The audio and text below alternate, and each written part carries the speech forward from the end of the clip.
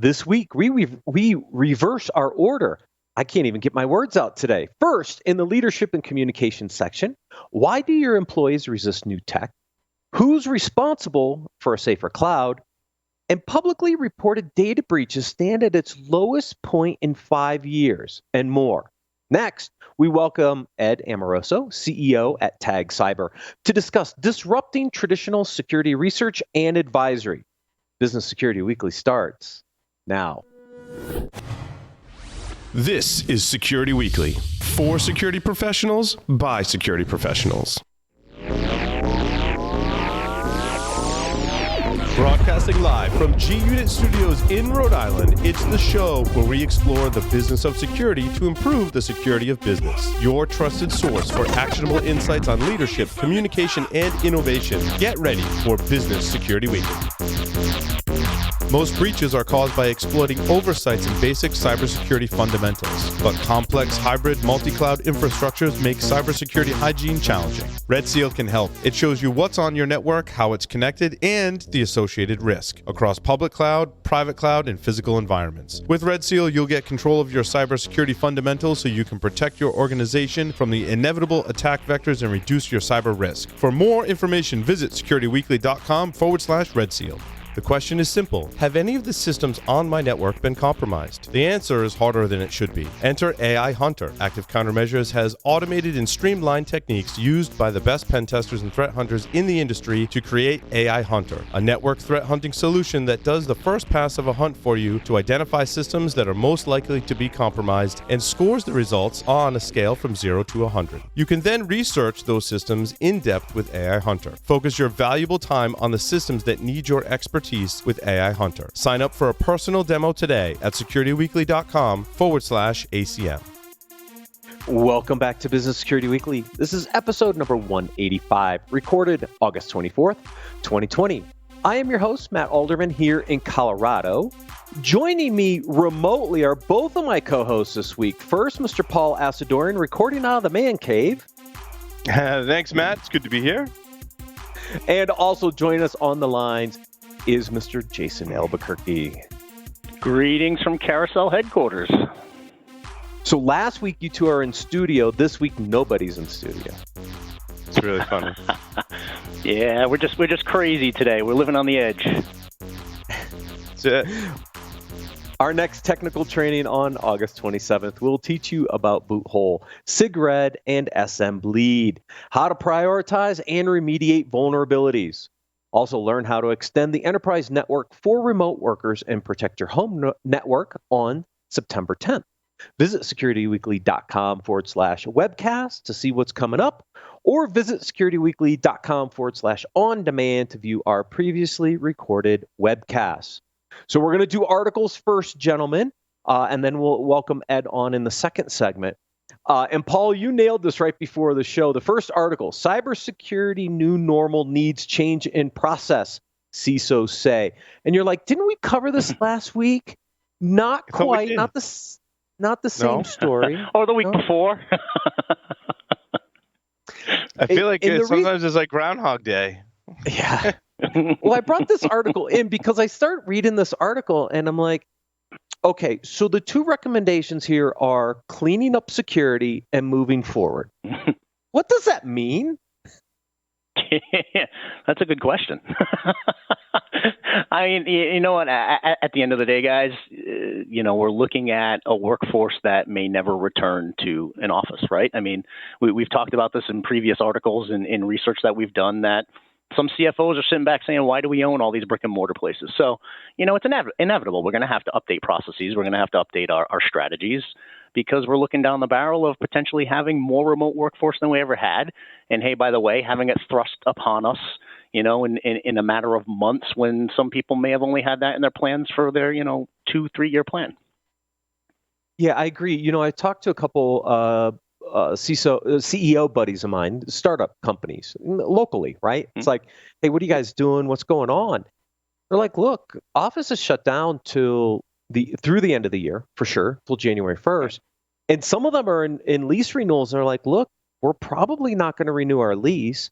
There's no reason to put people back into an office.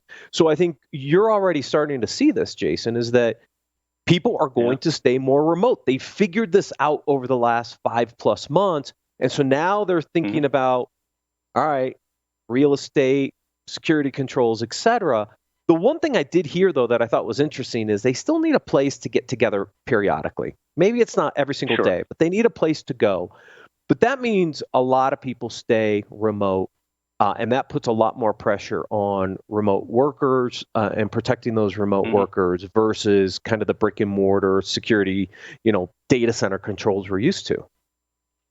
Yeah, no, 100%. And again, it's taking a strategy that some CISOs were looking at in their 2 or 3 year plans and force feeding it into the organization now. So it really fast tracked it, right? Looking at things like the software defined perimeters and zero trust networking and all of those buzzwords we hear all the time. It's really putting it in front of them now because of the remote workforce. And we talk about it, identity. Yeah, no, and I think that's the point. See, in the moving forward, I'm like, okay, software defined perimeter. How about just no perimeter? Let's just say there's no perimeter and not worry about it, right? But what does zero trust mean? And zero trust means identity, app, data, in understanding, 100%.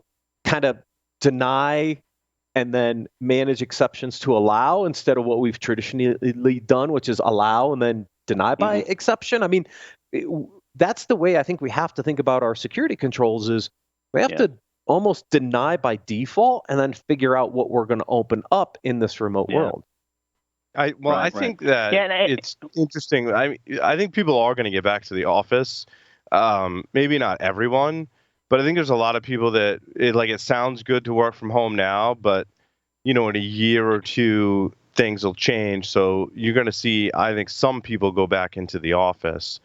Sure. And I think it's going to take time for that to happen, of course, not overnight. However, I do think the security strategy, though, needs to remain the same. Whether people in the office or not, I think what we're seeing is, and someone said this, I think, last week, there's no more internal network. Everyone could almost be remote all the time. You know what I mean? Everyone could just basically have Wi-Fi. And there's not much left for your internal networking or controls. Because, those people are going to go home, work from the coffee shop, work from home. They're going to travel. They're going to go to different offices. I think what's going to end is having server resources internally. I think that's all going to be up in the cloud. Yeah, I think one of the main points I took from this article is use this disruption to seize the opportunity to make the change you need to make. Right? I think that's the big piece of this. Take advantage of the opportunity now because if you do have offices that are going to stick around and you're going to keep, start looking at upgrading them now while there's not workforce there. It's a perfect opportunity to make some major change, some major disruption that when you normally have staff there, it would be disruptive to their day. So take advantage of the situation, right? Take advantage of the situation to start talking to leadership about the importance of security and securing that remote workforce and your business continuity planning. Maybe it's time to update that as well. Yeah, true. I'm going to skip a couple articles because Paul brought up something about everything's going to be in the cloud. Okay, so who's responsible for securing that cloud environment? Right, which is article number 4. I brought this in because there's still a lot of confusion around the shared responsibility model. This perception that if I move everything to the cloud, it's instantly secure. Paul and I have done some segments on Enterprise Security Weekly, kind of trying to break down the different types of cloud offerings and what does the cloud provider do versus what does the company still have to do. And I think this is important. As we transition to cloud, we can't assume that the cloud providers are going to do everything for us. Right. Yeah, and I think having a good partnership is key there, right? Because sorry, I was just going to say where you run into a lot of trouble is if, as a customer, I can't make it secure, right? And there's a big difference. The cloud providers provide many different platforms. You should have the options, and it's up to you if you're going to step on a landmine or not, right? Just because you're implementing something in a cloud service of some kind, and there's so many different types of cloud services, right? Major categories and then subcategories within those. I think what the cloud providers have to do is give me the opportunity to make things secure. If I make the configuration mistakes, that's on me. And I think that's where the delineation between what the providers are going to do and what the customers are going to do is really going to fall. Because I think where Amazon in particular, you mentioned it was the Capital One breach, right? I don't think that Capital One really had the tools necessary to be able to secure that environment. That's where we're going to get into trouble, right? But if you do, it's going to fall on the customer, right? Amazon does not want to be a Google and Microsoft. They don't want to be responsible for everyone's security, right? They're going to make sure their platform is secure, give you the option. Right. Yeah, and I mean it is definitely a shared responsibility, right? But it's very important for us as consumers of those services to know where the delineation is. Where is that line? What are my specific responsibilities as a customer, and what things are you going to cover for me as my service provider to make sure that we're both on the same page? We both know the requirements, we both know the responsibility, and we both know at the end of the day where the liability lies, because that's a big piece as well. So that partnership and that relationship with the vendor is extremely important, so you can dig into the weeds and know where that responsibility, where that line in the sand is. Now, I want to get into the who owns the responsibility, right? Because this is where I see some interesting challenges too, a little bit, Jason, right? Do the CIOs own aspects of this? Is it the CISO? Is it the business, right?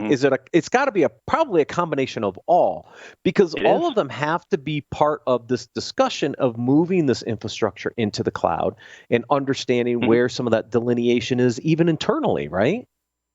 Sure. And I would even say a level of business unit leadership is responsible as well, because, let's take an ERP system that may be hosted in the cloud, right?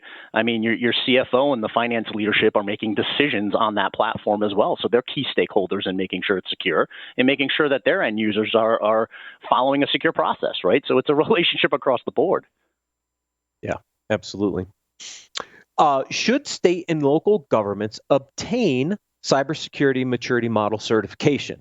Now, for those who don't know what CMMC is, it's a maturity certification handed down by the DoD for their suppliers.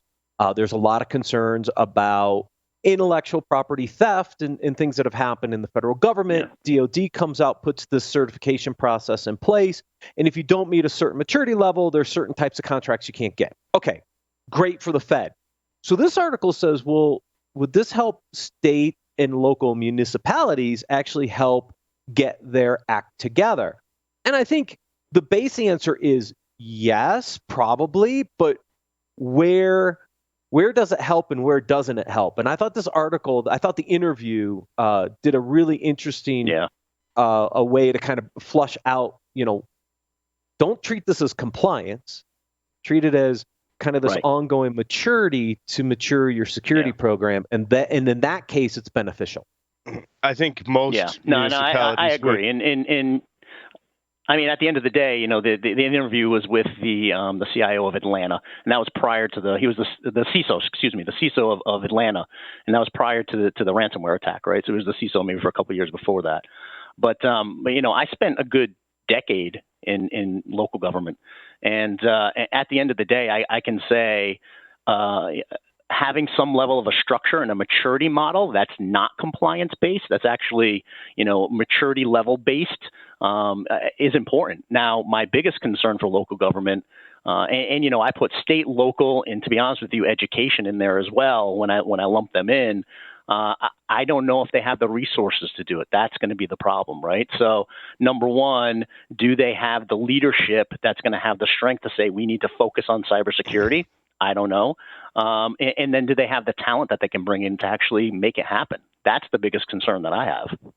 Well, I think, they would need to be incentivized to do so. And it's interesting when you get to the local level, a lot of them vote on their budgets and where the money is going to go, right? And I think that's one reason why security hasn't taken, in IT in general, front and center, because their budget's going to police, fire, rescue, the different roads and buildings and things like that, and that's really what they're focused on.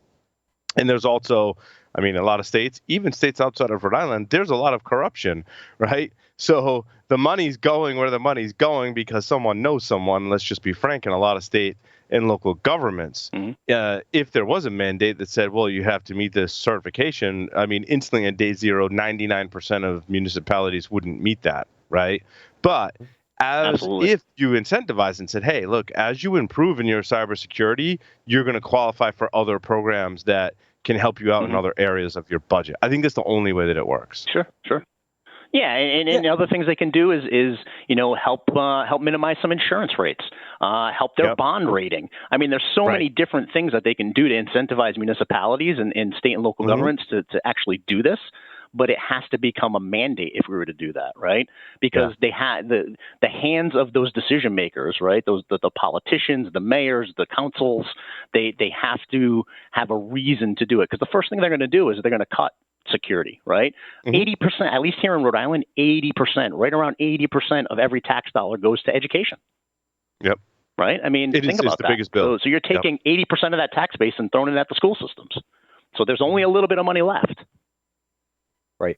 Yeah, I mean, I think CMMC is great for what DoD's trying to do. I'm just not sure it's applicable at the state and local areas, unless, to Paul's point, there's some incentives to do it and there's some mandates to do it.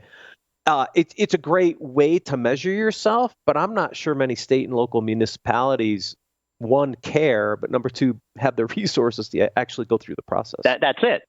Unless it's mandated, they're not going to have the resources, the money to do it.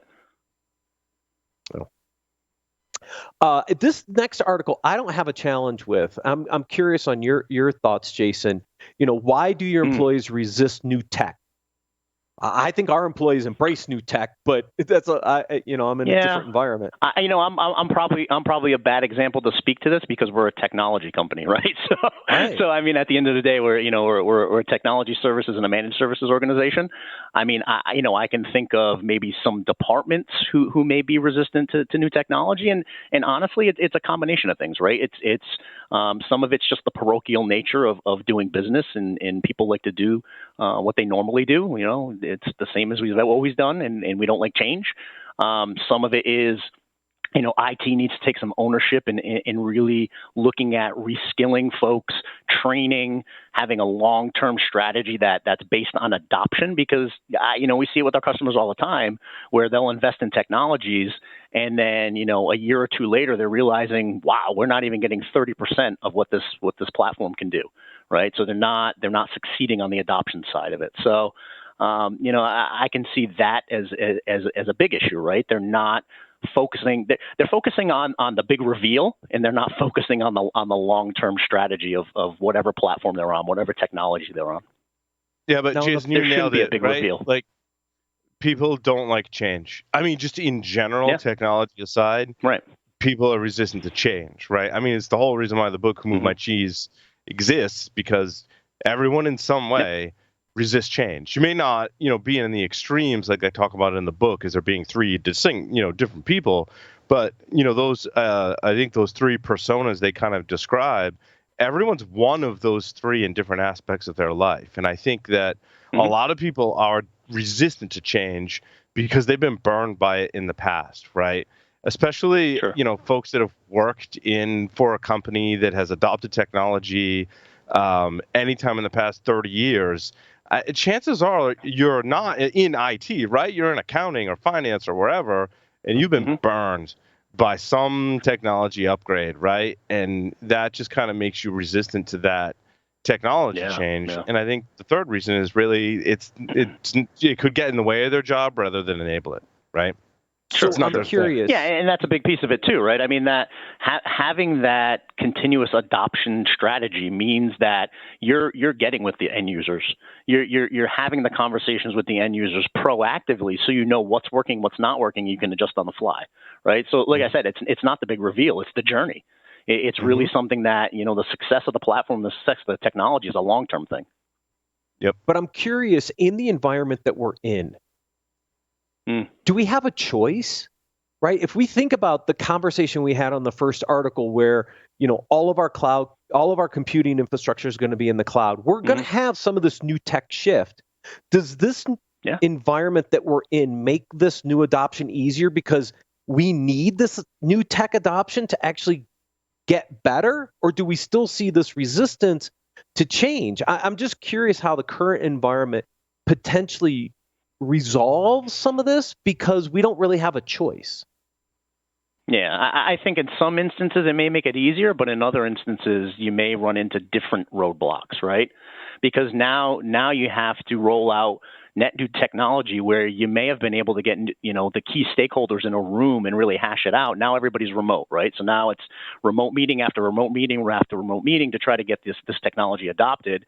Those type of things may make it more difficult. But at the end of the day, it's definitely fast tracking innovation within organizations in that level of transformation. It's fast tracking it, no doubt. Yeah. Believe it or not, the cybersecurity skills gap is actually getting worse, at least according to the updated ESG and ISC squared data. Now, we had ISC squared on for a webcast last year that shared some of their results and how they measured it. Well, they've redone that. And now they're telling us it looks like we're not getting better. We're still getting worse. Matt, this is ISSA. Oh, this is ISSA. Oh, yeah. This is ISSA, not ISC squared. Yeah. Right. But they both try to measure this on an ongoing basis. No, they do. Yeah. Right.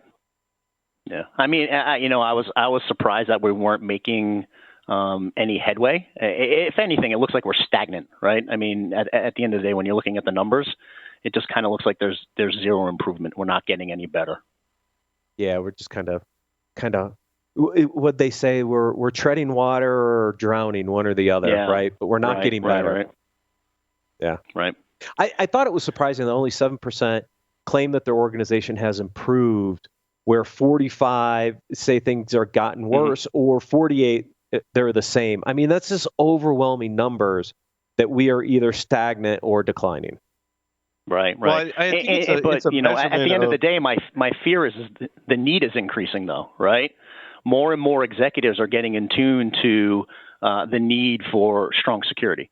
More and more board of directors are wanting to know how, quote unquote, how secure is my organization, right? That thing that we laugh about all the time when you get asked, but it's a reality, right? The demand is increasing on us.